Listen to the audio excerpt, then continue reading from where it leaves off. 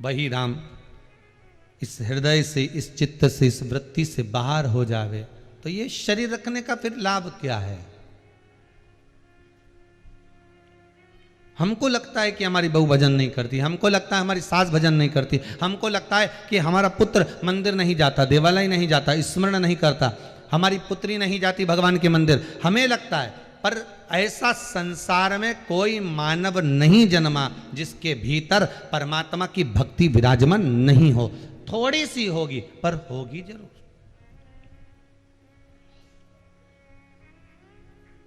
हो सकता है उसको ये सब ठीक नहीं लगता हो। मंदिर जाने से क्या होता है, व्रत करने से क्या होता है, कथा में स्मरण करने से क्या होता है। हो सकता है उसकी चित्तवृत्ति में ऐसा भर गया हो कि यहाँ जाने से क्या होता है वहाँ। पर यह पक्का है कि अगर वो कथा की बात कर रहा है, अगर वो मंदिर की बात कर रहा है, अगर वो सत्संग की बात कर रहा है, अगर वो भगवत स्मरण की बात कर रहा है तो उसके भीतर भक्ति जरूर है।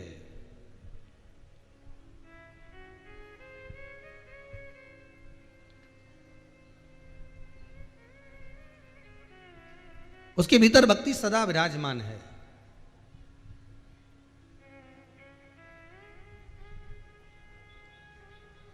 बस उस भक्ति के होने से भगवान की प्राप्ति ही है। आप सब आस्था चैनल के माध्यम से जो शिव महापुराण की कथा को श्रवण कर रहे हो, आप सब भगवान देवाधिदेव महादेव की कथा को जो सुन रहे हो, आप सब भगवान की कथा को भले फेसबुक, यूट्यूब या आस्था चैनल के माध्यम से या ऑनलाइन श्रवण कर रहे हो, तो ये विश्वास मानकर चलिए कि कहीं ना कहीं शिव आपका परिचित हैं, कहीं ना कहीं भोलेनाथ आपके रिश्तेदार रहे हैं, कहीं ये आत्मा परमात्मा से जुड़ी हुई है। पहले भी कथा में कहा था, आज फिर कहते हैं,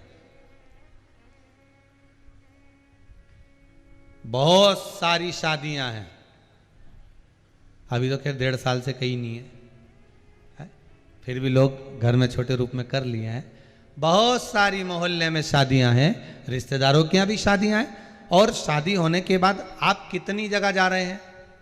2 जगह, 3 जगह, 4 जगह, 5 जगह। आप जब 2-4 जगह जा रहे हैं तो आप किसके यहाँ जा रहे हैं? जिससे आपका स्नेह, प्रेम बहुत ज्यादा होगा, आप उसी के यहां पहुंचोगे। बोलो सही है कि गलत है?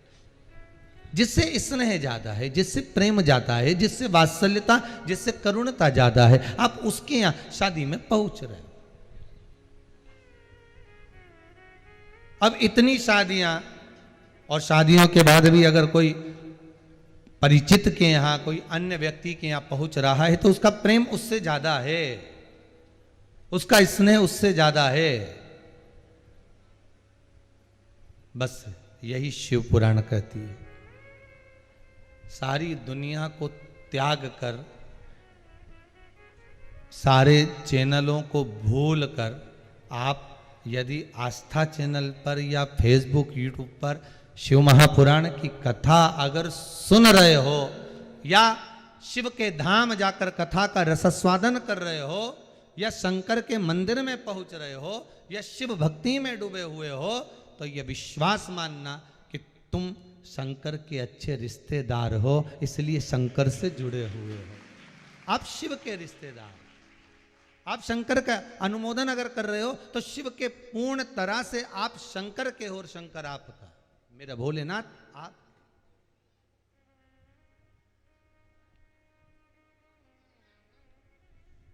शिव आपकी। और देवाधिदेव महादेव जब एक बार आपके हो गए तो संसार की ऐसी कौन सी वस्तु है जो आपके पास में नहीं होगी?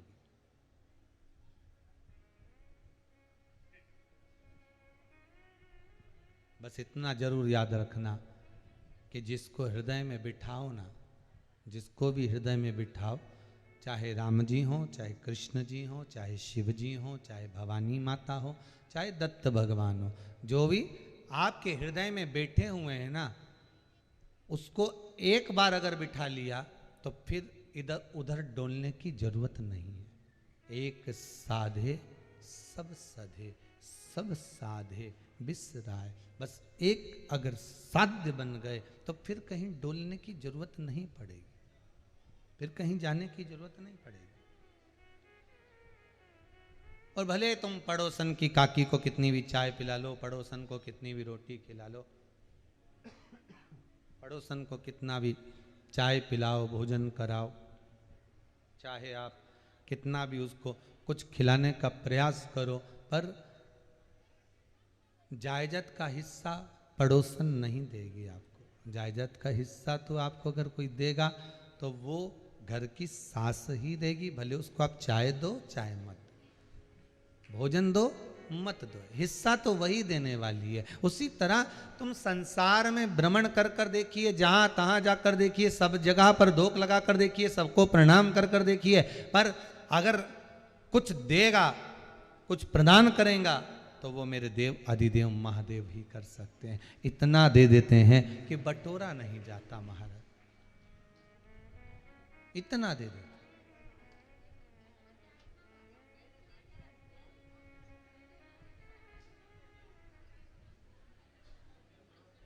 वो कहे कि वो देता है,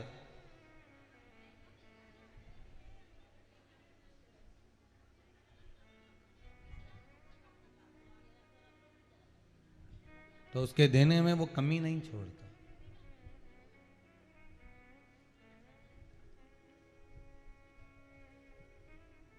लोग कहते हैं कि भगवान को प्राप्त करने का सबसे सुंदर तरीका कौन सा है? दुनिया के लोगों के भीतर एक प्रश्न हो जाता है कि अगर हमें भगवान को प्राप्त करना है, भगवान को यदि अपना बनाना है, तो परमात्मा को अपना बनाने का सबसे सुंदर तरीका कौन सा है?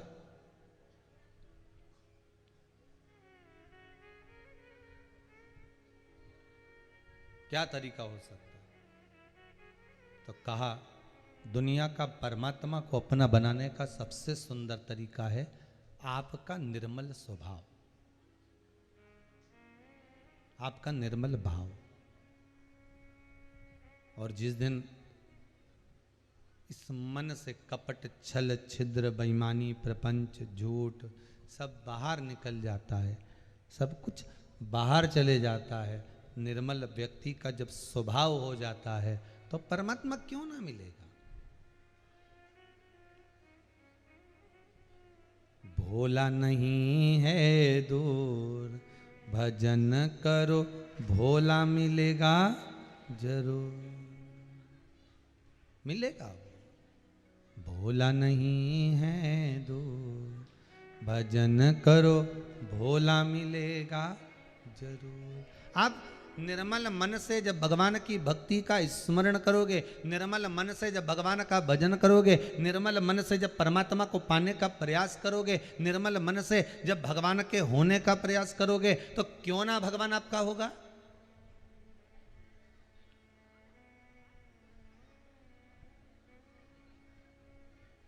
एक तरफ से रोटी सेक कर, आप में से कितने लोग हैं जो खाते हैं केवल एक तरफ से सीखी रोटी? कोई खाएगा? अरे बोलो तो जम के नहीं। दोनों तरफ से रोटी को जब सेका जाएगा तब रोटी लोग खाएंगे।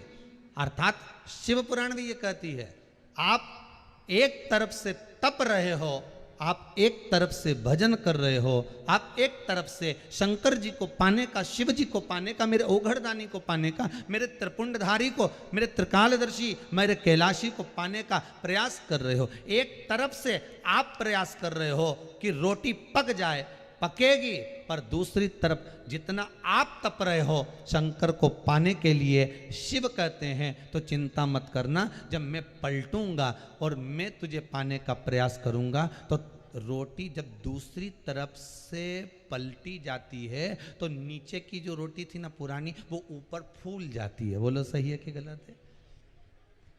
एक तरफ से आपने रखी, फूली क्या? नहीं, पर दूसरी तरफ से जैसे ही पलट कर आपने उल्टी डाली, जरा सा उस पे कपड़ा फेरा तो रोटी फूल जाती है। भगवान कहते एक तरफ से तू तप रहा है, एक तरफ से तू तपन कर रहा है, एक तरफ से तू मेरा भजन कर रहा है, एक तरफ से तू मेरा स्मरण कर रहा है, एक तरफ से तू मेरा नाम जाप कर रहा है, एक तरफ से तू मेरा कीर्तन कर रहा है। पर चिंता मत करना, इस कीर्तन का फल, इस कथा को श्रवण करने का फल, जो रुद्राक्ष शिव महापुराण की कथा तू सुन रहा है, किसी भी भाव से किस कारण सुन रहा है ये तू ही जानता है। पर जिस भाव से तू श्रवण कर रहा है, तूने तो एक तरफ से रोटी को सेक लिया। पर चिंता मत कर, जैसे ही मैं पलटूंगा वैसे ही मैं तुझे रोटी को जैसे फुलाते हैं ऐसे तुझको भी मैं ऊपर की ओर उठा दूंगा। तो चिंता मत करना, बस मेरी भक्ति, मेरा भजन, मेरा स्मरण, मेरा कीर्तन, मेरा नाम जाप, मेरा मन स्मरण तू करता रहे। नाम भोले बाबा का जपते रहोगे तो संसार सागर से तरते वो मिलेगा। बस आप जितना भक्ति में रम सकते हो साहब। फिर निवेदन करूंगा, मेरे शंकर भगवान को, मेरे ओघड़दानी को, मेरे त्रिकालदर्शी को, मेरे कैलाशी को, मेरे अविनाशी को आपका बहुत सारा धन वैभव नहीं चाहिए। आपका बहुत सारा धन वैभव मेरे बाबा को नहीं चाहिए। मेरे बाबा को तो अगर कुछ चाहिए तो आपका केवल एक लोटा जल, वो लोटा जल क्यों कहते हैं कि एक लोटा जल चढ़ाया, एक लोटा पानी चढ़ाया, क्यों कहते हैं? उसका कारण क्या है? वो लोटा जल नहीं है, जो कलश है ना वो ये शरीर है जिसमें पानी भरा रहता है। कलश शरीर है और जो उसमें जल भरा है ना वो हमारा मन है। जल क्या है? मन। तो कहा गुरुजी आपने जल को मन से तो जोड़ दिया, क्यों नहीं जोड़ेंगे? केवल एक जल ही तो ऐसा होता है जिसको जिस कलर में मिलाओ वो उस कलर का हो जाता है। लाल में मिलाओगे तो लाल हो जाएगा, पीले में मिलाओगे पीला हो जाएगा, काले में मिलाओगे काला हो जाएगा। मन जल की तरह है, इसको जिसमें मिलाओगे ना वो उसमें हो जाएगा। जुआरी गेहूं के साथ बैठोगे तो जुआरी बन जाएगा, पापी के साथ बैठोगे तो पापी बन जाएगा, कपटी के साथ बैठोगे कपटी बन जाएगा, छली के साथ बैठोगे छली बन जाएगा।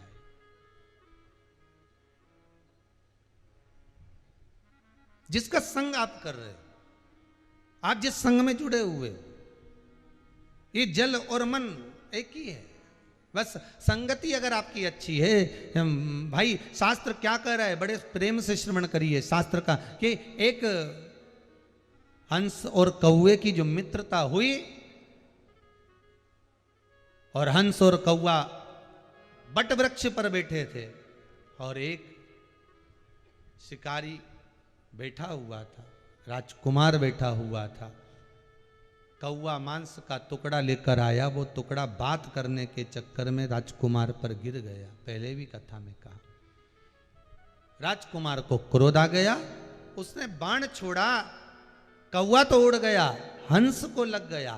पाप करने वाला मित्र, पाप करने वाला सखा पाप कर कर भाग जाता है और उसके साथ जो अच्छा होता है, कौवा तो उड़ गया पर हंस को बाण लग गया। बहुत समझना पड़ेगा इस जीवन को, मानव के शरीर को, कि ये मन, ये आत्मा, ये चित्त, ये वृत्ति केवल जल की तरह है, एकदम तरल है, एकदम तरल, जल की तरह।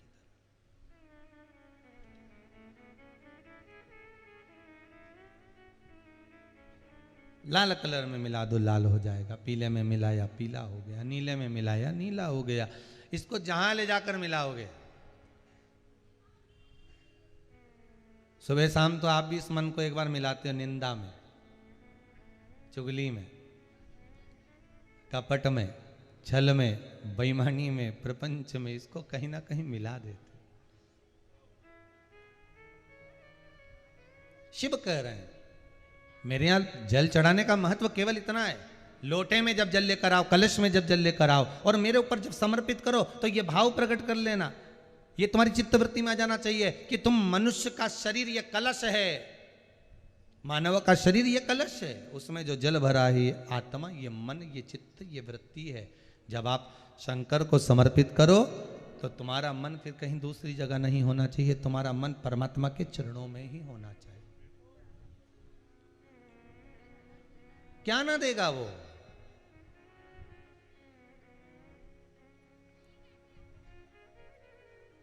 अगर ये मन, ये चित्त, ये वृत्ति शिव की हो गई, बाबा ओगढ़दानी, त्रिकालदर्शी, कैलाशी, अविनाशी भगवान शंकर की हो गए, तो संसार का ऐसा कौन सा दुख है जो वो काटेगा नहीं। अभी ये पत्र में एक पत्र है, देखिए, पूरे तो नहीं पढ़े हैं पर जो पढ़े हैं उसमें से बता देते।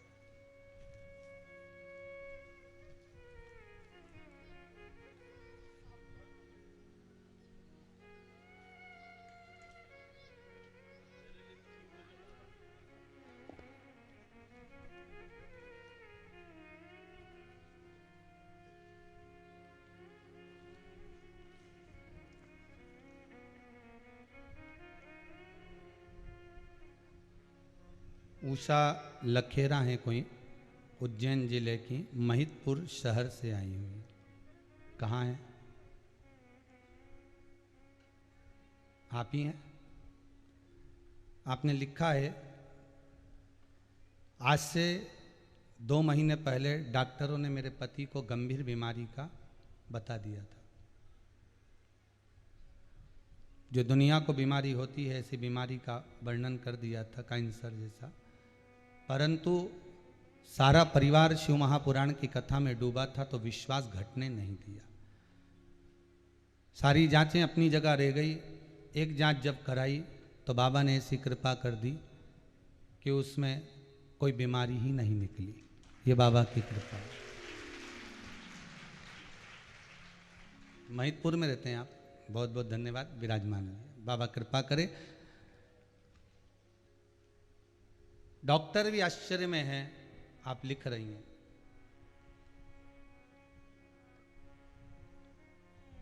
आपने लिखा है, महादेव की ऐसी कृपा हुई कि मेरे पति की रिपोर्ट सब अच्छी आ गई, कोई बीमारी नहीं।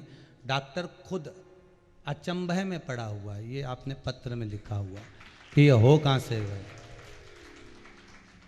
ये अचंभा ना तो सियोर वाला महाराज करा है और ना कभी कर सकता है। सामर्थ्यता ही नहीं उसकी। सामर्थ्यता तो मेरे देव अधिदेव महादेव की और आपके विश्वास की है, आपके भरोसे की। सामर्थ्यता किसी की नहीं होती बाबू, सामर्थ्यता किसी की नहीं। आपका विश्वास, आपका भरोसा और आपकी दृढ़ता। एक पत्र और है, इसमें किसी ने लिखा है, कहीं से आई है, उन्होंने लिखा है कि मेरी बेटा बहू दोनों को कोरोना हो गया था। और कहाँ बैठी हैं वो जिन्होंने लिखा है ऐसा पत्र? अब मैं ढूंढूं कहाँ। इतना सारा तो पत्र है राम। आप ही हैं? बेटा बहू दोनों को कोरोना, कहाँ से आई हो आप? हैं? बन्नावर से। आपने लिखा है, मेरे बेटा बहू दोनों को कोरोना हो गया था। डॉक्टर के पास में हॉस्पिटल में जगह नहीं, मना कर दिया था। पर मेरी बहू और बेटा ने कहा था, उस पत्र में जो लिखा है आपने वो बता रहा हूँ, कि मम्मी आप कथा सुनती हो शिव महापुराण की, और महाराज जी बोलते हैं शिव पुराण का कि वर्णन करते हैं, शंकर का स्मरण करो, ये करो। और डॉक्टर हॉस्पिटल में नहीं झेल रहा तो भोलेनाथ जी तो झेलेगा ना। अब घर से बाहर नहीं जाएंगे, दोनों को घर में रखो। उसने बताया है 70-80%, 90% अब देखा जाएगा। ठीक हो गए दोनों? दोनों बढ़िया? बैठ जाओ। बाबा की कृपा बनी रहे बस। विश्वास आपका है, भरोसा आपका है, दृढ़ता आपकी है, शिव आपका है।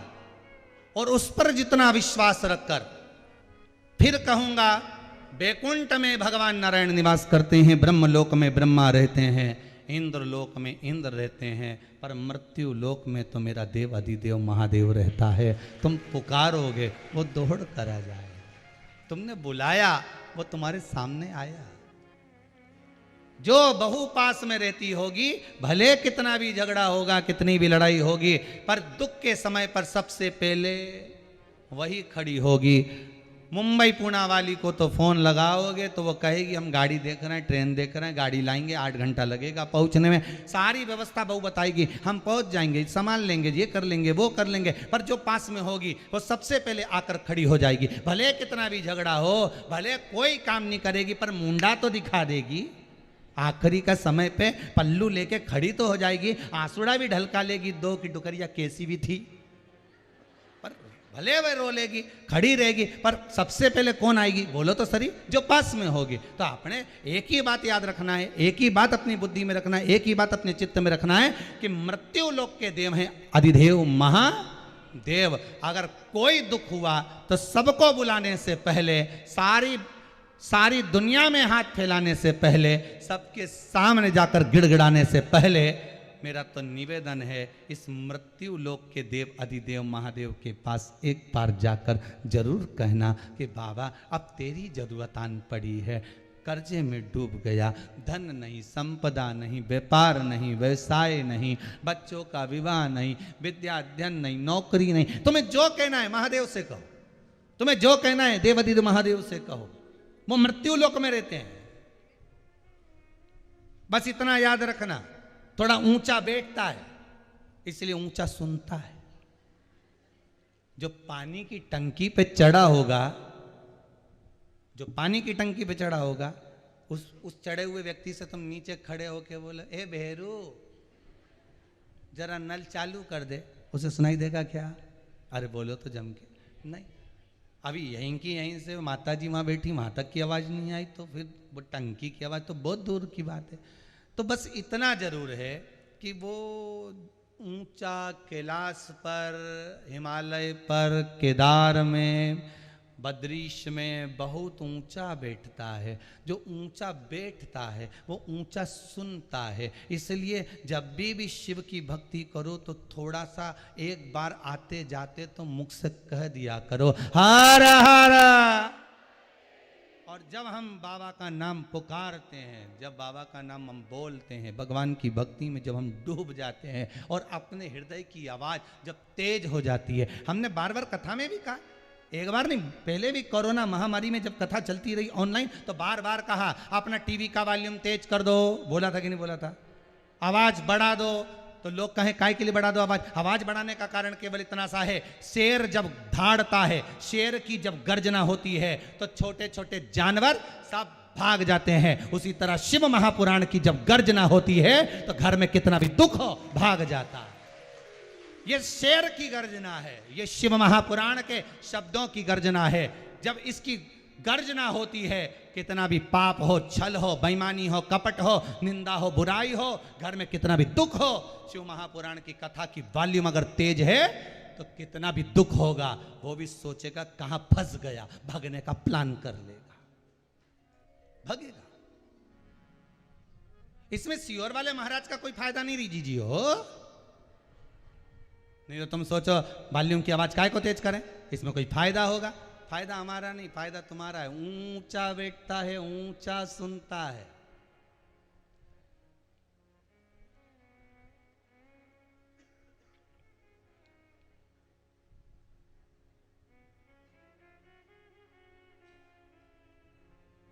ऊंचा बैठा, ऊंचा सुना। कोई कई होते हैं जिनको ऊंचा सुनने की आदत रहती है।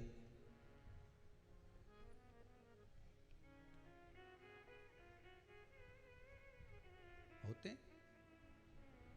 पहले कथा में कहा था ना,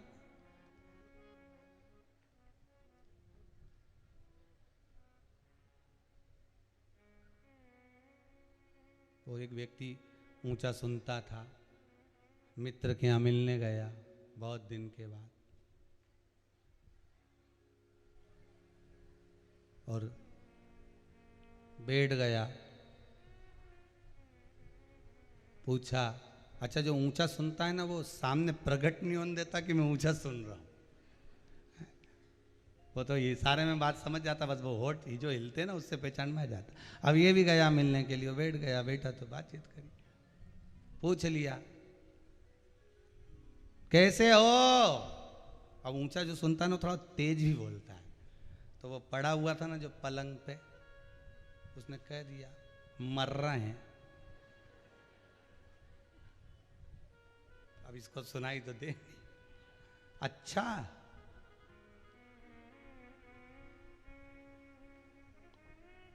भगवान की बड़ी कृपा है। अब ये बोला मर रहा है कि भगवान की बड़ी कृपा है।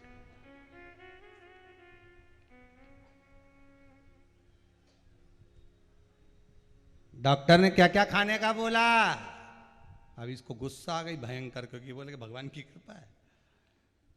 भाटा खाने का बोला है। अब ये थोड़ी देर बाद इसके होठ समझ में आए ना, सुनता तो नहीं। खाते रहो, अच्छा है, हल्की फुल्की चीज तो खाते रहना चाहिए।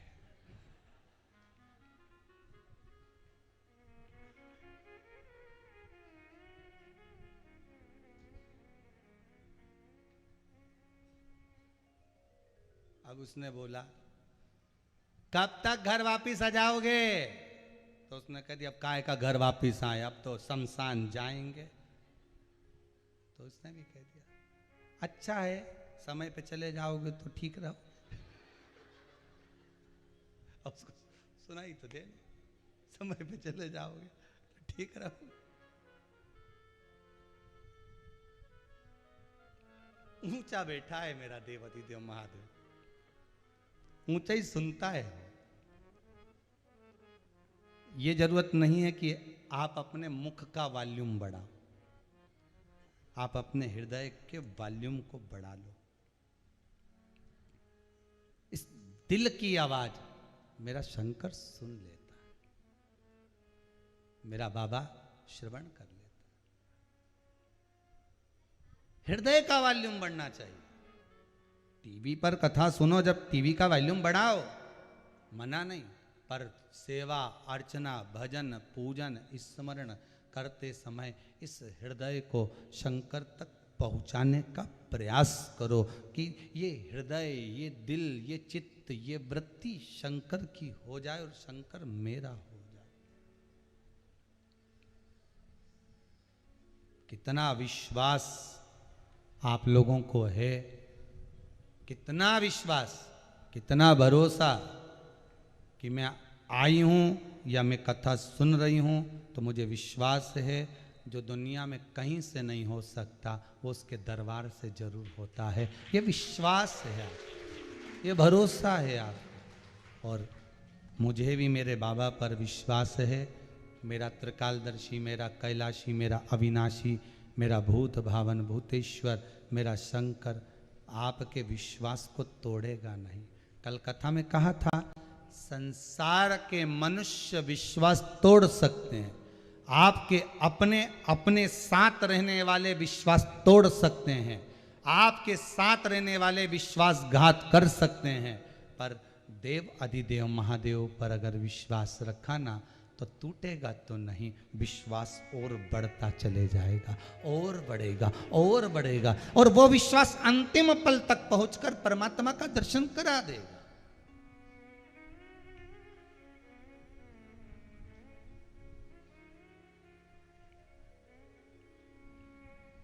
भरोसा प्रबल रखना। आशा का दीपक बाबा बुझने न देना, तेरे दर से खाली भेज न देना। आशा का दीपक बाबा बुझने न देना, तेरे दर से खाली भेज न देना। खाली गया तो लोग हंसी उड़ाए। बाबा तेरे दरबार से, तेरी चौखट से मान लो अगर खाली चला गया तो दुनिया क्या कहेगी?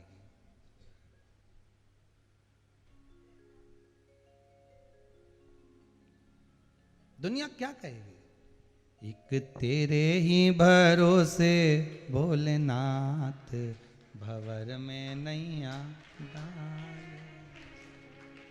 केवल तेरे भरोसे पर जी रही हूं, सब जगह से हार चुकी हूं, दर दर जाकर भटक चुकी हूं, संपूर्ण, ऐसा कोई दान नहीं, ऐसा कोई पुण्य नहीं, ऐसी कोई नदी नहीं, ऐसा कोई कुंड नहीं जहां जाकर मैंने स्नान नहीं करा, जहां जाकर मैंने शीश नहीं नवाया, ऐसी कोई अंगूठी नहीं, ऐसी कोई बेल नहीं, ऐसी कोई भभूति नहीं जो मैंने खाई नहीं, बांधी नहीं, पहनी नहीं।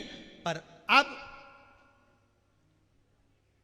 अब तो कुछ नहीं करूं, अब तो केवल एक ही काम करूं, श्री शिवाय नमस्तुभ्यम, इसके सिवाय कहीं नहीं करूं। जब दिल दुखे तो श्री शिवाय नमस्तुभ्यम, ओम नमः शिवाय, बस जप लेती हूं, जो मन में आता है बोल लेती हूं। ये आप लोग इतने लेटर लिखते हो ना,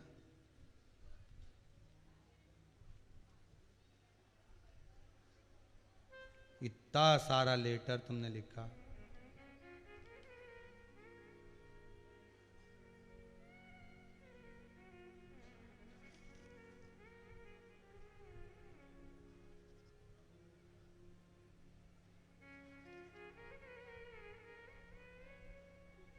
ये लेटर जो तुमने लिखे हैं ना, ऐसा ही एक लेटर तुम उसको भी लिख दो,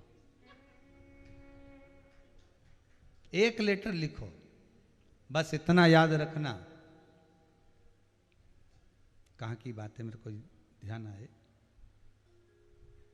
झारखंड में कथा करने गए थे, वो गांव का नाम ध्यान में नहीं आ रहा, उनके पेट्रोल पंप वगैरह थे, तो उनके पुत्र की आदत थी जब उसका मन उदास होता, साहू परिवार कथा कराया था शायद ध्यान में, टीवी पे भी आई थी, तो जब कहीं मन उदास हो जाए, कोई कुछ कर दिया, कोई कुछ बोल दिया, कहीं कोई धन वैभव ले गया, कुछ कर दिया, तो उसने पत्र में लिखा, बाबा से विनती कर दी, लेटर लिख के भी गया और वहां जाकर सुना भी दिया, उस लेटर को विसर्जन भी करिया। एक पत्र हम आपसे कहेंगे, पत्र लिखने की जरूरत नहीं पड़ेगी, आप तो दिल से पत्र लिखो। जब शंकर जी के सम्मुख में पहुंचो, जिस बाबा का आप दर्शन करने जाते हो, चाहे जिस जगह पर जाओ, उज्जैनी जाओ, विश्वनाथ जाओ, केदारेश्वर जाओ, ओमकारेश्वर जाओ, वहां नहीं जा सकते तो अपने गांव में जो शंकर जी का मंदिर हो वहां चले जाओ, और वहां से भी ज्यादा कोई मंदिर दूर हो, एकांत में हो, जहां कोई नहीं जाता हो, वहां तुम चले जाओ। खेत में कहीं शंकर जी का ओटला बना हो, वहां तुम चले जाओ। शंकर जी कहीं पेड़ के नीचे अकेले बैठे हो, वहां चले जाओ। बस एकांत में थोड़े से बाबा बैठे हो, वहां जाकर थोड़ी बात कर लो, अच्छे दिल से बात करो। मत जल चढ़ाओ ना चढ़ाओ, धतूरा चढ़ाओ ना चढ़ाओ, बेलपत्री चढ़ाओ ना चढ़ाओ, वहां तो केवल झोली पसार कर प्रणाम कर कर दिल से पोछा लगाती जाओ, झाड़ू लगाती जाओ और कहती जाओ,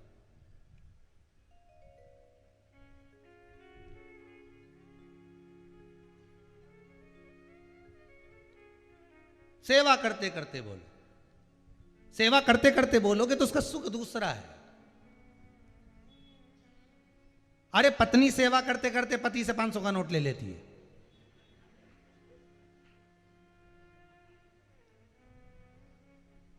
पांव दुख रहे हैं क्या आपके?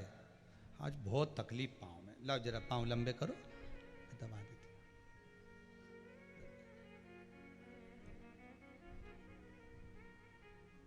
सारी बहनों आ गई मायका।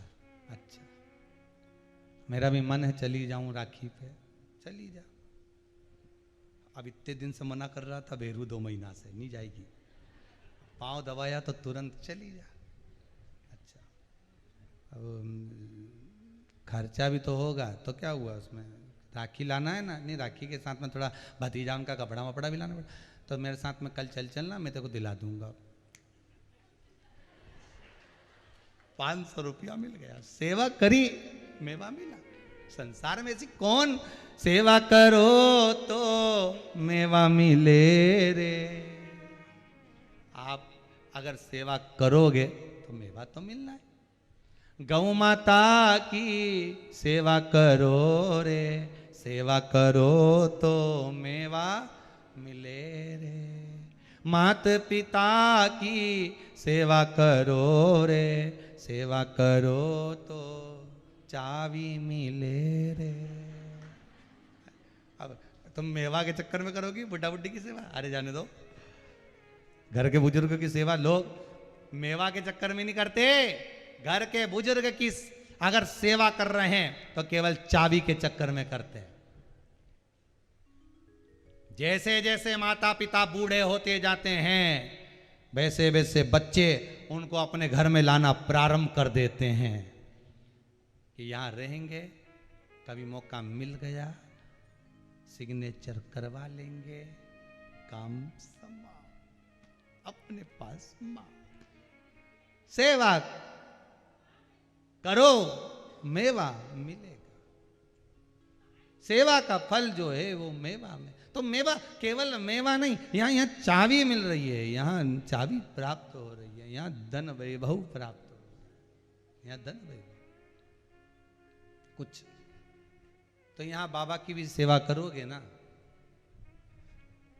भोले तेरे चरणों के होना हमें दास है, तेरे चरण रज की, तेरे चरण रज से बुझानी हमें प्यास है। बस सेवा करते रहे मिलेगा।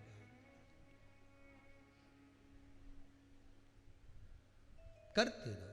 कर सेवा गुरु चरणन की, मुक्ति यही भव तरणन की। यही है कर सेवा गुरु चरणन की, युक्ति यही भव तरणन की। कर सेवा गुरु चरणन की, युक्ति यही भव तरणन की।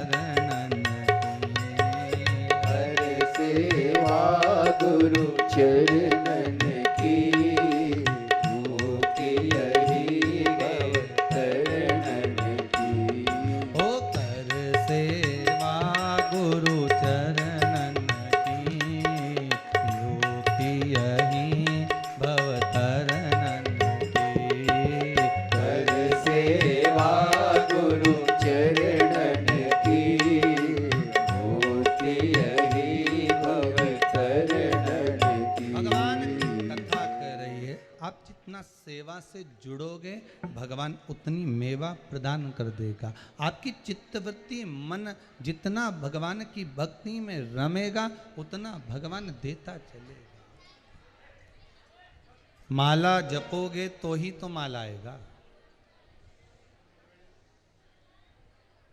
आप स्मरण करते रहेंगे तब तो उसको ख्याल आएगा। बस इतना जरूर याद रखना कि जैसे आप लोग करते आए हो वैसा मत करना। क्या करते आए हो? जिस व्यक्ति से ज़्यादा काम निकालना रहता है तब उससे फोन पे ज़्यादा बात करते हो। बोलो सही है कि गलत है? सही है ना? थोड़ा सा बुरा भले लग जाए पर शिव पुराण है ये एक के लिए नहीं सबके लिए। व्यक्ति से जब तक काम निकालना रहता है ना, इतने मीठे बनकर निकालोगे, इतना प्रेम से निकालोगे। रुपया चाहिए, धेला चाहिए, ये काम है, वो काम है, ये है, ऐसा है, वैसा है, हाथ भी दबाओगे, पाँव भी दबाओगे, सब काम निकला। फिर थोड़ा कम कम कम कम करते करते फिर तो मालूम पड़े मोबाइल ही नहीं उठाओगे।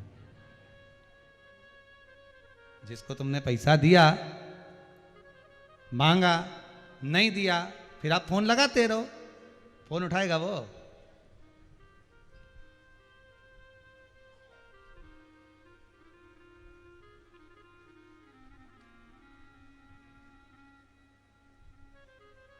कईयों की आदत है, जितने कथा श्रवण कर रहे हो अच्छे से सुनना। रुद्राक्ष शिव महापुराण की कथा चल रही है, खामगांव का गांधी परिवार करा रहा है, बहुत ध्यान से सुनना महाराज।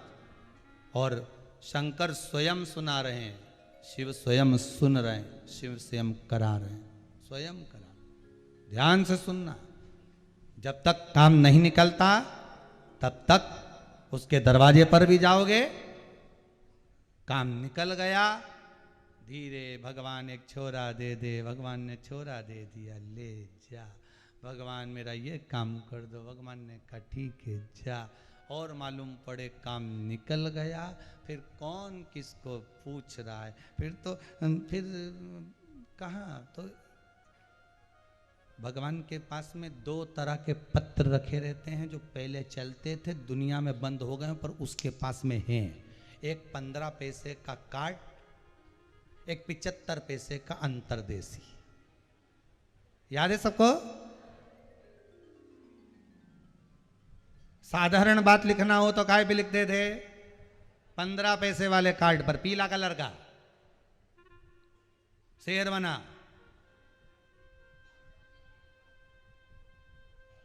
और अच्छी बात लिखना हो, कोई बहुत बड़ी बात लिखना हो तो वो अंतरदेशी, ऐसा 2 पन्ने का होता था, लिख के ऐसा कर दो, फिर ऐसा फोल्ड कर दो, फिर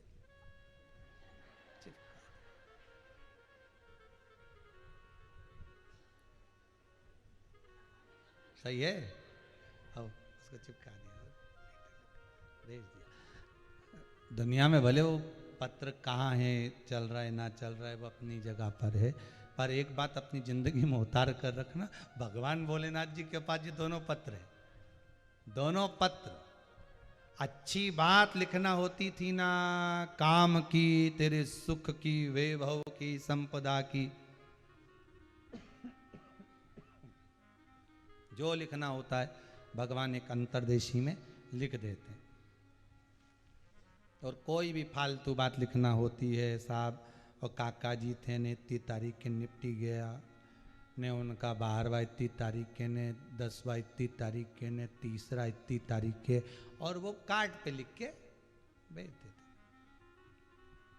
दुख की बात उस पे लिख दिया, कोई बात होती थी लिख देते। भगवान के पास में भी दोनों पत्र, एक सुख रूपी पत्र अंतरदेशी भगवान के पास में, एक दुख रूपी पत्र वो भी भगवान के पास में, 75 पैसे वाला भी, 15 पैसे वाला, भगवान भोलेनाथ जी के पास दोनों रखे। भगवान देख लेते हैं इसका काम हो गया, बहुत दिन से आई ही नहीं, मुझे भूल गई। भगवान ने एक 15 पैसे वाला कार्ड लिख के डाल दिया, दुख का पत्र। जैसे ही दुख का पत्र आया, थोड़ा सा भी दुख आया, कहीं गाड़ी का एक्सीडेंट हो गया, कहीं कुछ हो गया, कहीं व्यापार हो गया, घाटे में चले गए, कहीं ये हो गया, कहीं वो हो गया, कहीं बच्चे चिड़चिड़े हो गए, कहीं ये हो गया, कहीं पढ़ाई में मन नहीं लगे, कहीं विद्या में मन नहीं लगा, एग्जाम में पास नहीं हो, जरा सा दुख आया न दौड़ी कुबेरेश्वर महादेव बाबा कृपा करते ना, हे महंकाल बाबा, हे विश्वनाथ। भगवान बोले कितने दिन से याद कर रहा था री तेरे को ओ जगदम्बा, और आई नहीं तो भूल गई मारे, मैंने कितने दिन याद करा रे भैरू तेरे को, पर तू आया ही नहीं। अब भगवान भी सोचे तो मेरे को याद आ रही थी, तो मैंने सोचा तू ऐसे तो आने वाली नहीं, तो मैंने लेटर लिख दिया। फिर भगवान के सामने जाकर बोलो ऐसा पत्र मत लिखा करो भोलानाथ, ये बड़ा बीपी ऊंचा नीचा हो जाता मेरा। भगवान बोले कभी नहीं लिखूं, तू तो मेरी भगत है, तेरे को ऐसा पत्र क्यों लिखूंगा मैं।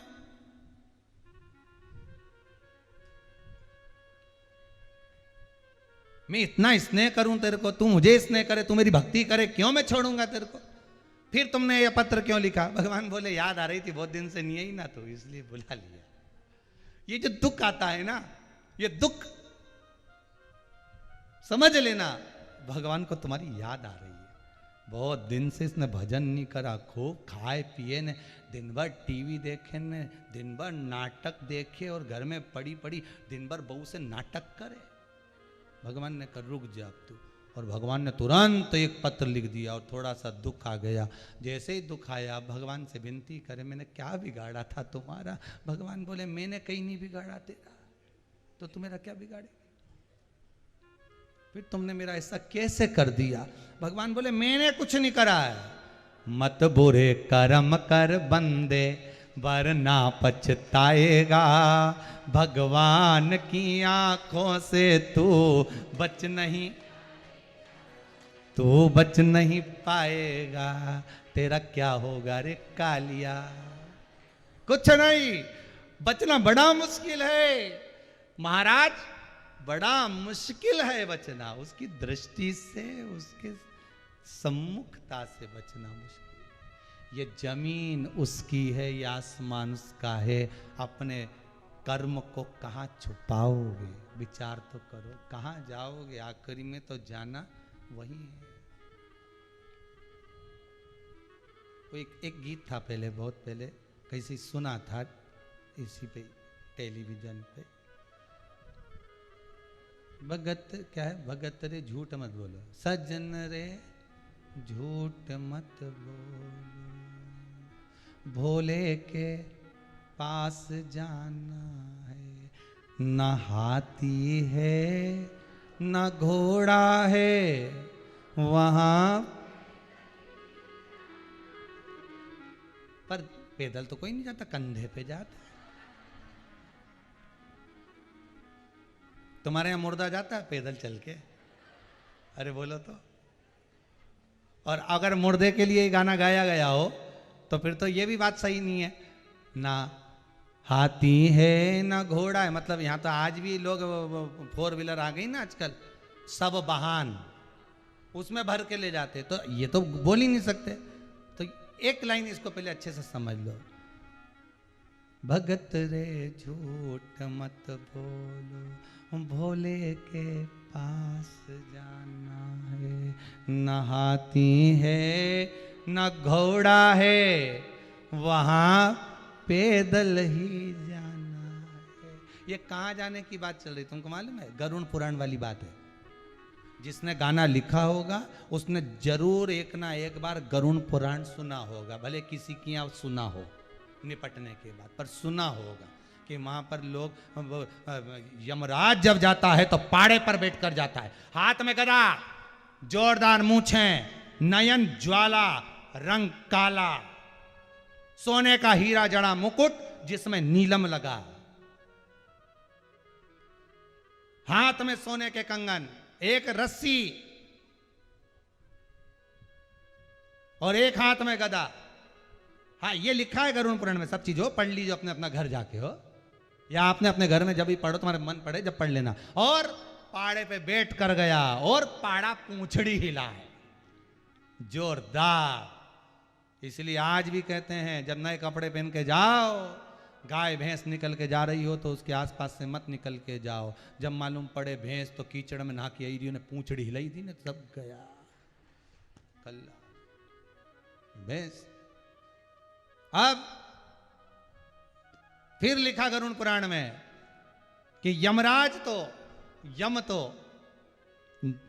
पाड़े पर चढ़कर भैंसे पर चढ़कर जाता है और वह जीवात्मा को पाड़े की पूंछड़ी से बांध कर, जो रस्सी होती है ना उससे बांध कर ले जाता है। फिर वो उसके लिए ना तो घोड़ा मिलता है ना गाड़ी मिलती है। यहाँ भले लोग 4 कंधे पे ले जाएं, यहाँ भले लोग गाड़ी में भर के ले जाएं, यहाँ भले लोग 100 वाहन में ले जाएं, पर वहां न घोड़ा है न गाड़ी है वहां। अरे जम के तो बोलो, वहां पैदल ही जाना है भगत रे, झूठ मत बोलो भोले के पास जाना। न घोड़ा है न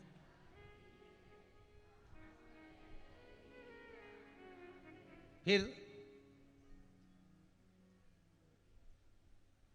यहाँ तो 4 मिल जाएंगे तुमको उठाने वाले, वहां कोई नहीं मिलेगा केवल शिव पुराण के सिवा, कोई नहीं।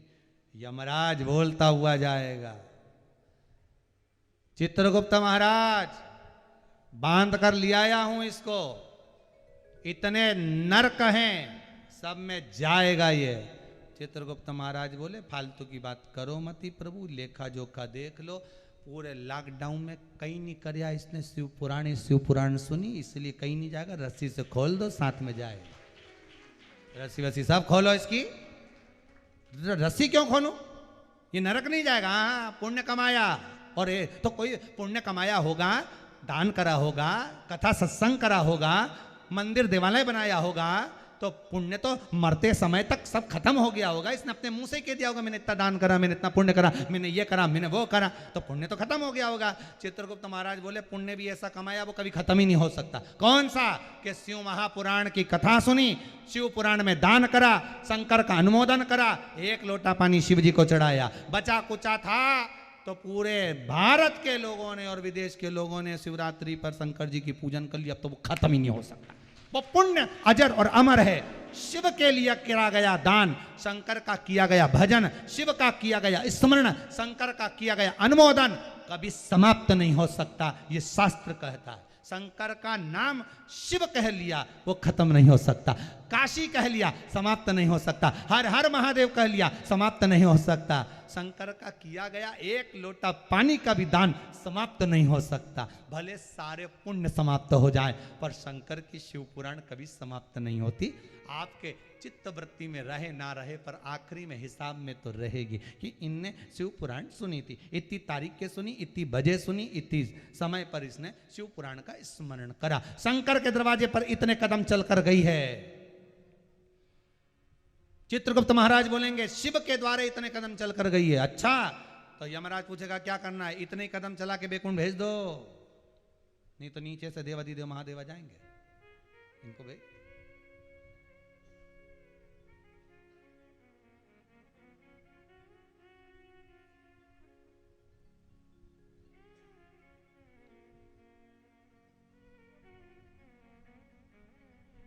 शिव के अनुमोदन में लग जाओ, शिव की भक्ति में लग जाओ, शिव स्मरण में लग जाओ, वो कभी घट नहीं सकता, बढ़ेगा। शंकर को 1 लोटा, मेरे विश्वनाथ को 1 लोटा पानी चढ़ाया है, वो तुम्हारे खाते में जुड़ गया, घटेगा नहीं, उसमें मिलेगा। तो कहीं जल चढ़ाने से क्या मिलता है? मिलेगा, जब मिलेगा तब मालूम पड़ेगा। नहीं जी, अभी तो तुमने तो कह दिया शिव महापुराण की कथा सुनी है, शिव पुराण की कथा सुनी है, मिलेगा। हम तो ये कुबेरेश्वर धाम से कहते हैं। अभी तो खेल लॉकडाउन चल रहा है और उसके कारणवश भी कहीं भीड़ का आनंद नहीं, पर आप लोग मानो कहाँ, पर फिर भी प्रयास करना, जब ये सारा झमेला ये कोरोना का निपट जाए तब कुबेरेश्वर धाम जब आप आए, एक बार अगर आप आ गए तो ये विश्वास है कि 3 महीने में तो बाबा कैसे भी तुमको खींचकर बुला ही ले।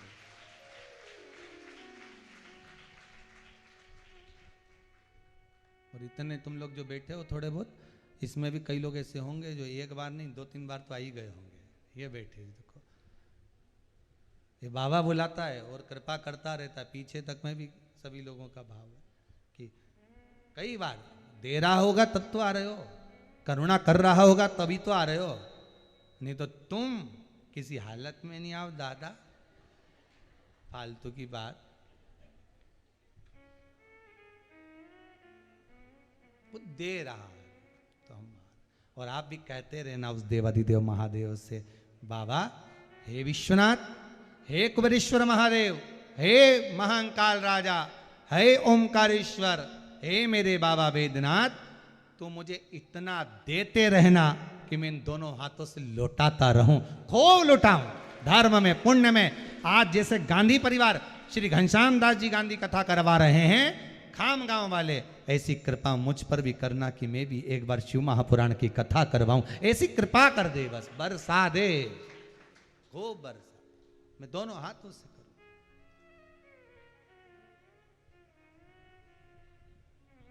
बुद्धि स्मरण चित्त से, भगवत भजन से, नाम जाप से, शिव पुराण कह रही है, शंकर का अनुमोदन करना। दुख हो तो रुद्राक्ष का जल शिव को समर्पित करना, कष्ट है रुद्राक्ष गले में धारण करना। रुद्राक्ष का एक स्वरूप होता है भद्राक्ष, जिसका दर्शन हम आपको करा रहे हैं। एक बात अपने जीवन में उतार कर रखिए, रुद्राक्ष में जब वृक्ष से रुद्राक्ष का फल तोड़ा जाता है, उसके ऊपर का जो भाग है वो हटा दिया जाता है, पर जब रुद्राक्ष निकलता है तो उसमें छिद्र अपने आप रहता है। पर भद्राक्ष, ये भद्राक्ष का स्वरूप है, ये स्वरूप भद्राक्ष का है। टीवी चैनल के माध्यम से आप लोग दर्शन कर रहे होंगे, ये स्वरूप भद्राक्ष का है। रुद्राक्ष और भद्राक्ष में अंतर यह है कि यह भद्राक्ष में छिद्र नहीं होता, भद्राक्ष में कोई छेद नहीं होता। महाराज, भद्राक्ष के अंदर जैसे रुद्राक्ष में 1 मुखी, 2 मुखी, 3 मुखी, 4 मुखी, 14 मुखी, 21 मुखी, भद्राक्ष में कोई मुखी नहीं होता। भद्राक्ष तो भद्राक्ष होता है, उसके अंदर बस ये जरूर है कि इसमें छिद्र भी नहीं रहता। दोनों में अंतर क्या है? रुद्राक्ष को पानी में डालते हैं तो तुरंत डूब जाता है, और भद्राक्ष जब पानी में डालते हैं तो ये धीरे धीरे डूबता है। दोनों का अंतर, रुद्राक्ष और भद्राक्ष।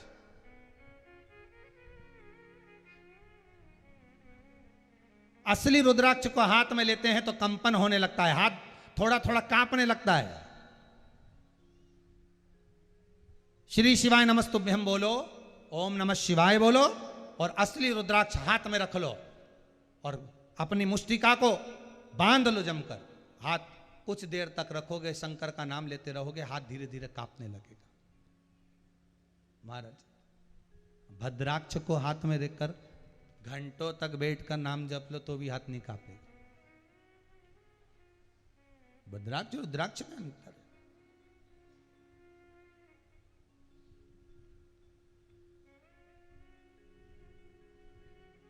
रुद्राक्ष का एक स्वरूप है भद्राक्ष। रुद्राक्ष नेपाल की भूमि पर बहुत मिलता है, भद्राक्ष भारत की भूमि पर बहुत मिलता है। रुद्राक्ष की माला से शिवजी का जो जाप किया जाता है वो अधिक फल प्रदान करने वाला होता है। पर आज के समय में लोग इतने समझदार, इतने चतुर हो गए, जब असली गेहूं नहीं मिल रहा, चावल भी प्लास्टिक के हो गए, दाल भी नकली हो गई, धनिया पाउडर में लोग ना जाने क्या क्या मिला दें, हल्दी में ना जाने क्या क्या मिला दें, इतना छल, इतना कपट पूरी दुनिया में हो रहा है। तो संसार के मनुष्य को यही समझ में नहीं आता कि रुद्राक्ष की माला है कि भद्राक्ष की माला। अब वो माला तुमको मिल गई 10 रुपया में, 20 रुपया में, 15 रुपये में, तुमने कहा रुद्राक्ष की माला 20 रुपया में मिल गई, ओ राम जी, फिर तो ले लो 25-50। अब मालूम पड़े उसी भद्राक्ष में छेद कर करके उन्हें दे दिया और जपते रहो। अब हम जप तो रहे पर उसका कोई फल नहीं मिल रहा। फिर समझ में आया कि फल क्यों नहीं मिल रहा, तो कहा ये रुद्राक्ष की माला नहीं, ये भद्राक्ष की हो सकती, इसको डालकर देखा जाए इसके मनके को पानी में। मालूम पड़ा जब धीरे धीरे करके डूबेगा समझ में आ जाएगा कि भद्राक्ष। रुद्राक्ष का एक मन का भी पानी में डाला तुरंत डूब जाता, पर भद्राक्ष का मन का डालोगे तो धीरे धीरे डूब।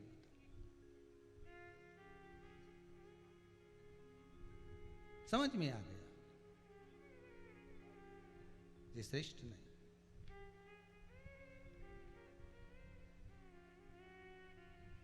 कितना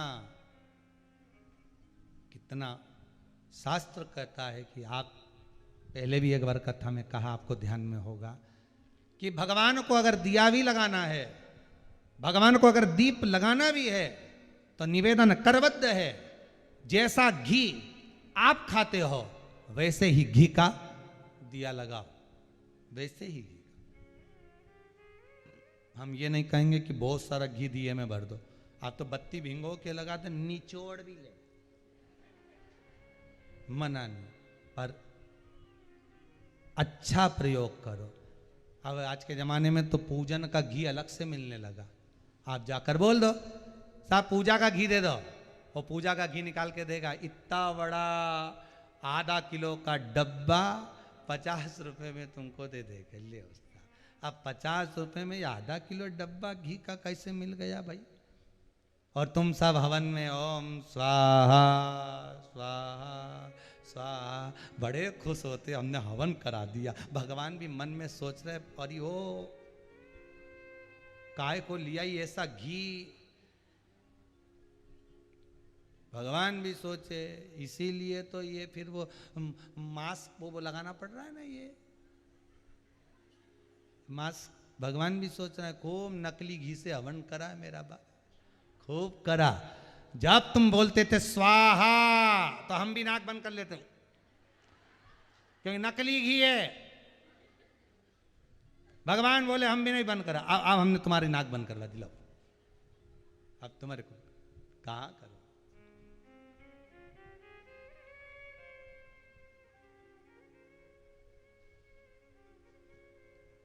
मन में एक विचार आया है आप लोगों का, अगर बाबा कृपा करे और कार्य हो जाए तो अच्छा है, पर निवेदन केवल इतना रहेगा कि ऑनलाइन ही वो क्रम रहेगा, कोई यहाँ आएगा नहीं।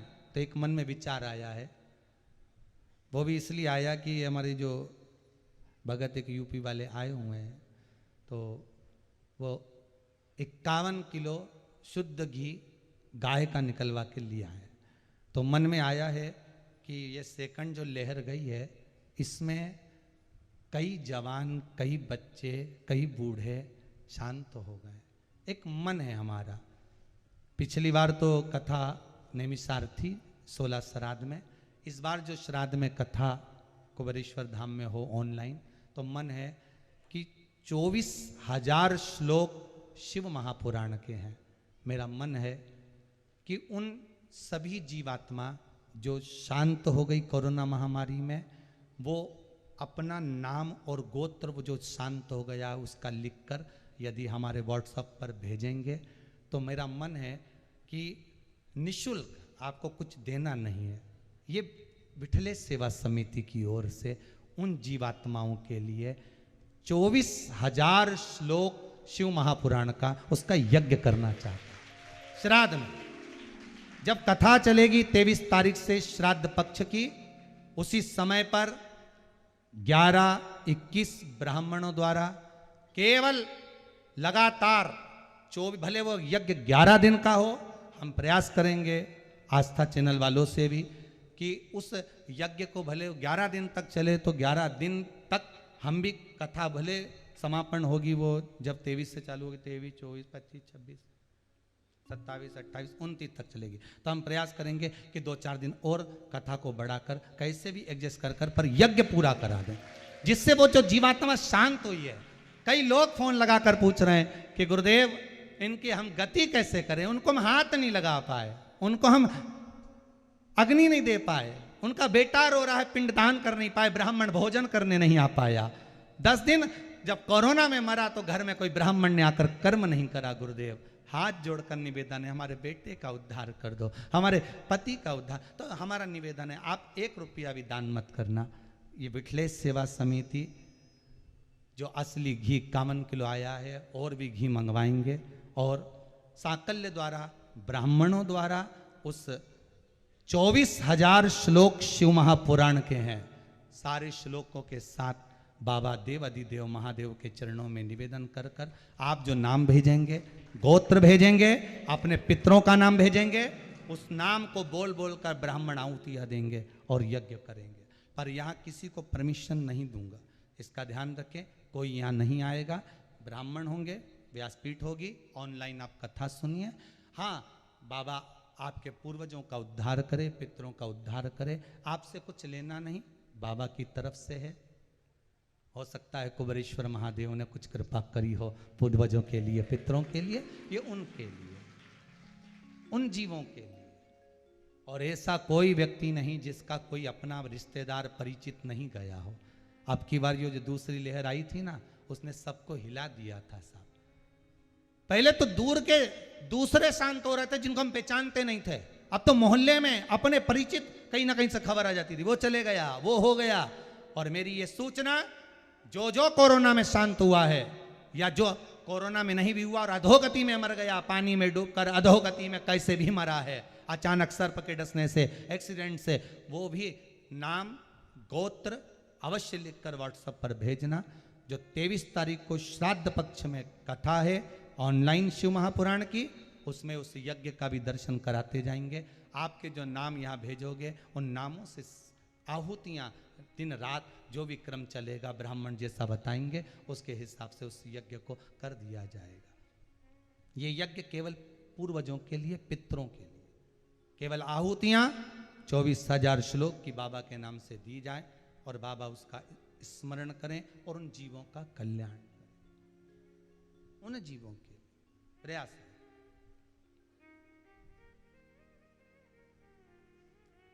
कैसे भी उनको प्राप्त हो। देखो, भजन की कोई उम्र नहीं होती, दान करने की कोई उम्र नहीं होती। यहां तक शास्त्र कहता है, महाभारत कहती है कि युधिष्ठिर ने कह दिया था एक ब्राह्मण को कि मैं दान करूंगा, कल करूंगा, और भीम ने नगाड़ा बजाना प्रारंभ कर दिया था कि बताओ, दान और वो भी कल, मतलब मेरे भाई ने काल को जीत लिया, मतलब मेरा भाई कल देख लेगा। जीवन में कोई भरोसा नहीं। दान करना है आज की आज करो, पुण्य करना है आज की आज करो, भजन करना है आज की आज करो, स्मरण करना है आज की आज करो, ब्राह्मण भोज कराना है आज की आज करो। जीवन में जो बन जाए, अच्छा कर्म सत्कर्म हाथों से करते चलो। पुण्य करो अपने हाथों से, दान करो अपने हाथों से, सत्कर्म करो अपने हाथों से, भजन करो अपने हाथों से। प्रयास रहेगा, बाबा कृपा करेगा। तो मुझे उम्मीद है, विश्वास है, जितने जीव, और ये विश्वास है मेरा कि अगर आपके गोत्र से अगर वो आहुति छोटी है ना, तो ये तो विश्वास रखता हूं कि जो जीव गया है ना, वो भी आपको कहीं ना कहीं झलक दिखाकर कह ही देगा कि मेरा उद्धार हो गया है। ये विश्वास है मुझे मेरे शंभू पर, ये विश्वास मुझे मेरे भोलेनाथ पर, कि उसका एक भाव, जैसे कई माताएं कहती हैं कि वो चले गए और वो हमें दिख रहे हैं कर, ये भाव है आपका, आप भूले नहीं हो। आपका स्मरण उनके साथ में और आप उनके स्मरण में। और एक बात जरूर कहूंगा, 16 श्राद्ध में, श्राद्ध पक्ष में आप भी बन सके जितना ओम नमः शिवाय का जाप करिए, श्री शिवाय नमस्तुभ्यम का जाप करिए, महामृत्युंजय का जाप करिए, ब्राह्मण आदि को भोजन प्रसाद पवाइए, ब्राह्मणों को दान दीजिए। प्रयास बने जितना भगवत स्मरण करो। 16 दिन श्राद्ध के भगवान के हैं, पितरों के हैं, पूर्वजों के हैं, स्मरण में लगे रहो, लगे रहो, भक्ति में लगे रहो, बाबा का स्मरण। रुद्राक्ष भद्राक्ष स्वयं शास्त्र कह रहा है, शिव महापुराण की कथा कह रही है, शंकर भगवान का अनुमोदन कर रहा है, शिव चरित्र कह रहा है। रुद्राक्ष भारी होता है, भद्राक्ष हल्का होता है।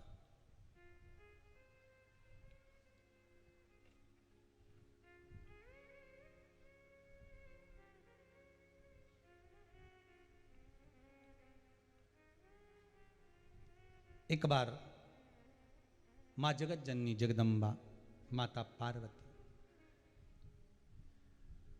मां जगत जननी जगदम्बा माता पार्वती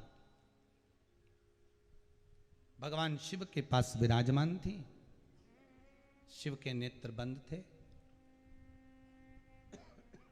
बंद नेत्र से अश्रु गिरा, उससे एक बालक उत्पन्न हुआ जिसका नाम अंधकासुर था। पार्वती जी ने उसको पुत्र समझा, पुत्र के तुल्य।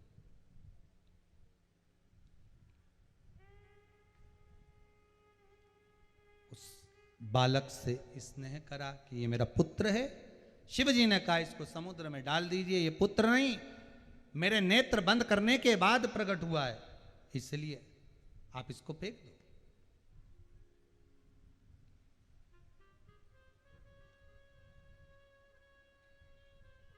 कितना सुंदर संवाद है, अगर इसको समझा जाए तो जीवन की सार्थकता बने। नेत्र खुले, शंकर भगवान का रुद्राक्ष कथा में कहा था, नेत्र खोल कर बाबा देवाधिदेव महादेव ने जो तप करा, उससे जो पौधा हुआ वो रुद्राक्ष कहलाया, वो आज तक पुजारा। और नेत्र बंद करने के बाद जो बालक हुआ उसका नाम अंधकासुर हुआ। उसे कोई ने पूछा क्या? उसका कोई ने स्मरण करा क्या? उसको कोई ने धारण करा क्या? नहीं, वो अंधकासुर है।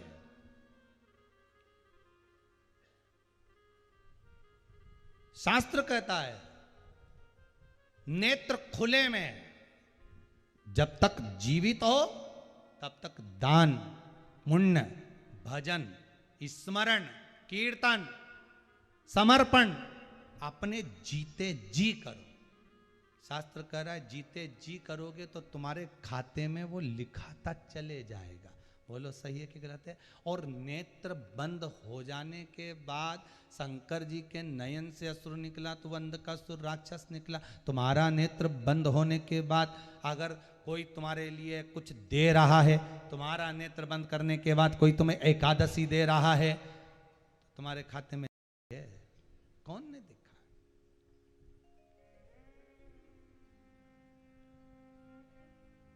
भजन कर जब भरी जवानी में, बुढ़ापा किसने देखा? किसने देखा?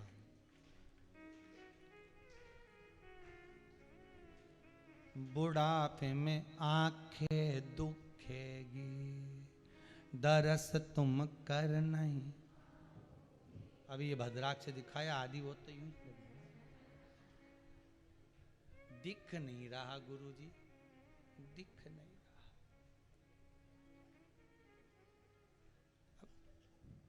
बुढ़ापे में आंखें दुखेगी, दरस तुम कर नहीं पाओगे।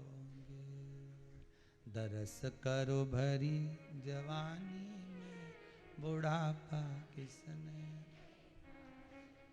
बुढ़ापे में घुटना दुखे, कथा में जा नहीं पाओगे। तीरथ करो भरी जवानी में, बुढ़ापा। और केदारनाथ जी जाते ना लोग, केदारनाथ जी हैं, जब बचपन रहा नहीं गए, जवानी रही नहीं गए, आधेड़ी रही नहीं गए, बुढ़ापे में कह रहे 4 धाम करा दे छोरा। छोरा ने टिकट करा दिया, मोहल्ले के 2-4 इकट्ठे भी हो गए, चले गए गौरी कुंड पे। क्या लिया? गधा कहते, खच्चर कहते? हाँ, खच्चर ले लिया।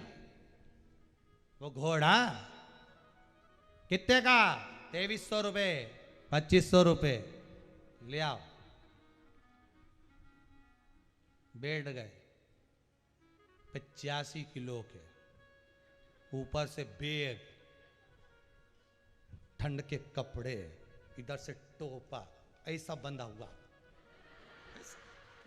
और टोपा मोपा बांध के, हाथ का ग्लव्स पहन के, और सब घोड़ा पे, और हृदय ऐसा ऐसा हो, वो घोड़े पे भी ऐसी होगी, चुके कहीं ऐसी, और घोड़ा थोड़ा सा भी खाई की ओर जाए, भैया भैया, और घोड़ा छोड़ के कहीं का चले जाए तब,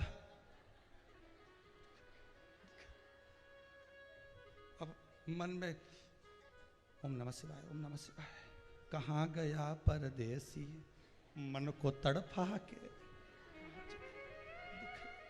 और घोड़ा छोड़ के चले गया। चित्तवर्ती 85 किलो का वजन, घोड़े पे चढ़ के चले। जब घोड़े से नीचे उतरे, बीच रास्ते में घोड़े को भी तो भूख लगे, नीचे उतरे। घोड़े हों जब सारे इकट्ठे हुए एक साथ, तो घोड़े भी आपस में बात कर रहे, काय को आ गई या मरने, क्यों आई, शरीर चल रहा था तब क्यों नहीं आई, हाथ पैर साथ दिए तब नहीं आई, और जब शरीर साथ छोड़ दिया तब महादेव याद आ रहा, और अब क्या कि शंकर जी के पानी चढ़ाऊंगी ने, जैसे ऊपर पहुंची ने ऑक्सीजन लेवल कम हो गया, धर्मशाला में ठहरी, वापिस ले जाओ, वापिस ले जाओ, वापिस ले जाओ, फिर नीचे पहुंची।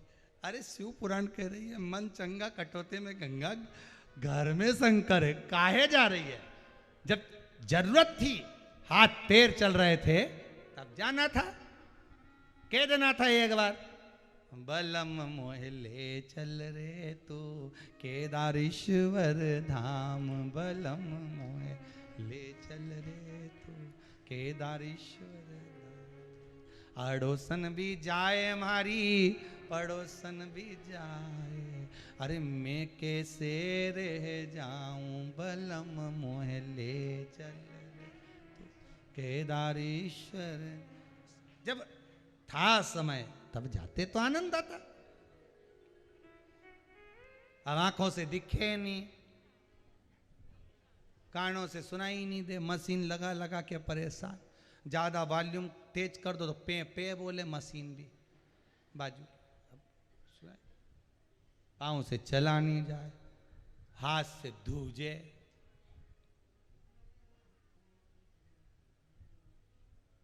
भगवान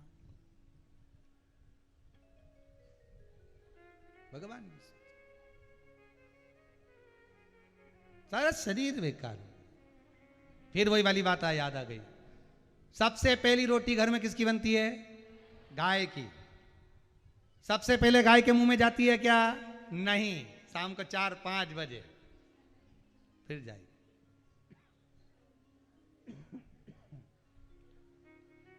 जब रोटी कड़ली हो गई, चींटी पड़ गई,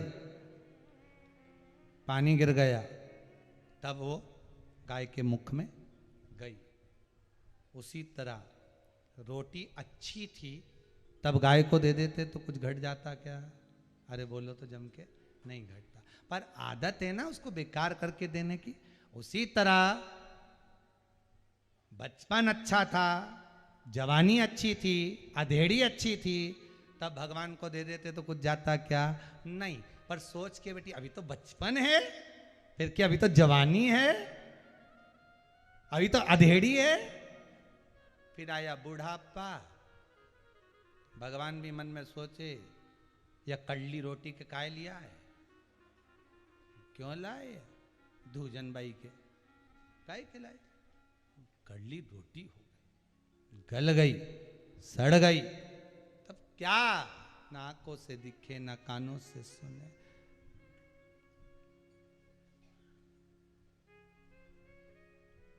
बुढ़ापे में हाथा धूजेगा।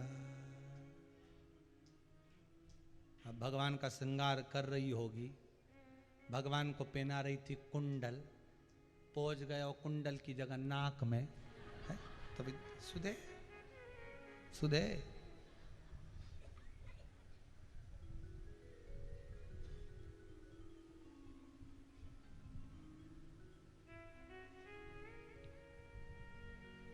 पूरा मुंडा का सोफा सेट चले गया, कहीं नहीं बचे।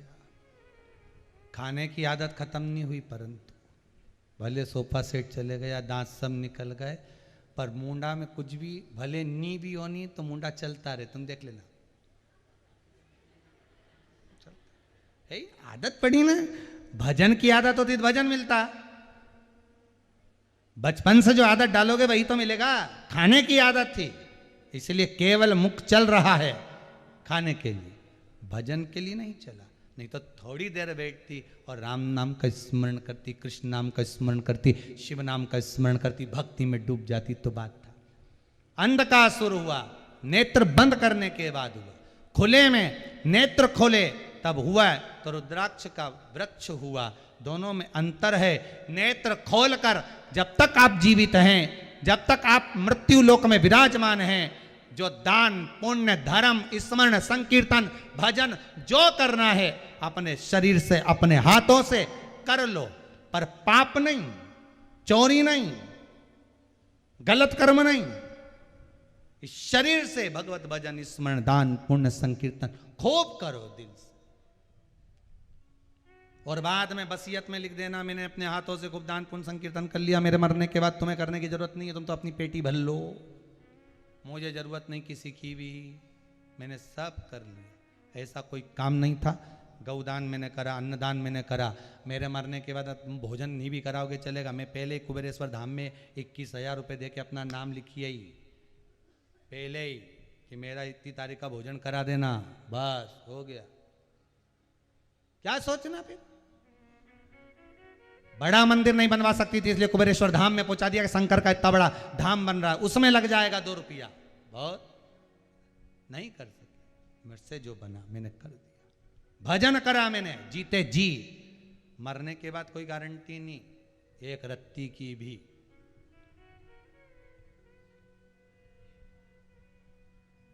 कौन दे।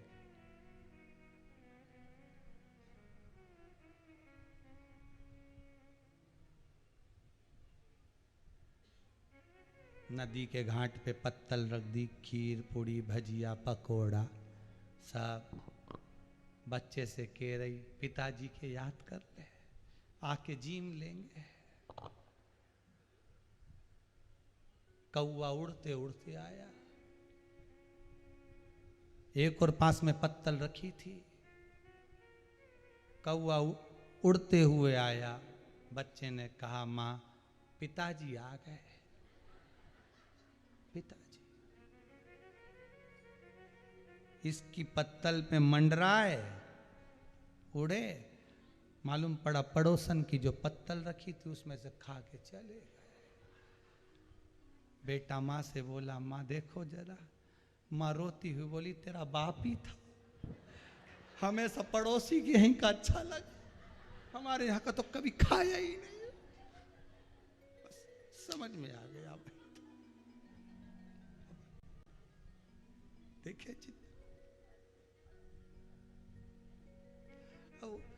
कौवा में पिताजी देखने से अच्छा है, गौ माता में पिताजी देखने से अच्छा है कि पिताजी जब जिंदा है तो 2 रोटी प्रेम की क्यों नहीं खिलाओ रे। माता जिंदा है तो स्नेह से क्यों ना खिलाओ रे। आदर जीते जी क्यों नहीं करते। मरने के बाद ढूंढने की जरूरत नहीं पड़ेगी, जीते जी कर लिया ना, उसका एक आनंद ही दूसरा है, उसका एक आनंद ही दूसरा है।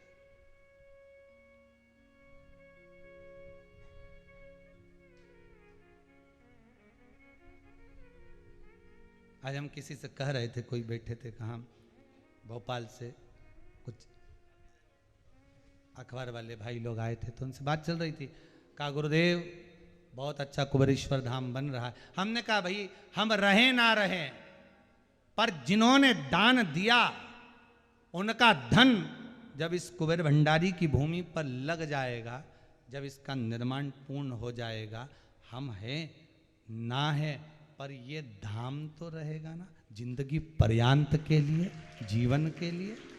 रहे ना रहे वो अपनी जगह पर बाबा तो रहेगा ना।